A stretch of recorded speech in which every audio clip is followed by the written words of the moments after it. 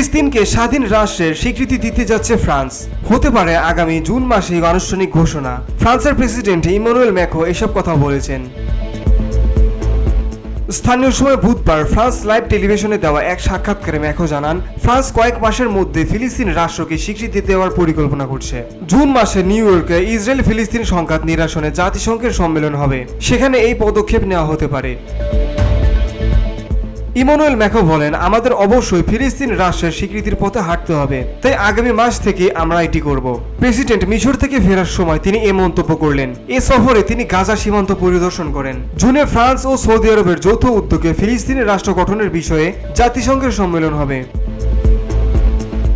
Emmanuel Macron বলেন, আমাদের লক্ষ্য হলো জুনে সৌদি আরবের সাথে যৌথভাবে এই সম্মেলনে সভাপতিত্ব করা, যেখানে আমরা বিভিন্ন পক্ষের সঙ্গে আলোচনা করে ফিলিস্তিন রাষ্ট্রের আনুষ্ঠানিক স্বীকৃতি দিতে পারি। বিনিময়ে ওই সম্মেলনে অংশ নেওয়া অন্য দেশের থেকে ইসরায়েল রাষ্ট্রের স্বীকৃতি আদায় করার প্রচ্ছন্ন ইঙ্গিত ছিল ম্যাক্রোর কণ্ঠে। এদিকে ফ্রান্সের এমন সিদ্ধান্তে চটেছে Israel.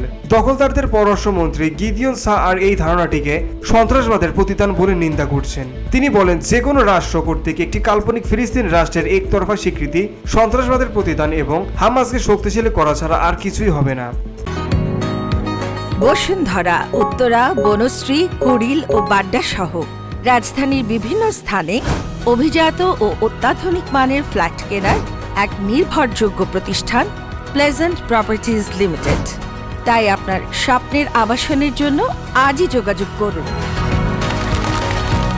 Pleasant properties limited, where destiny matches eventually.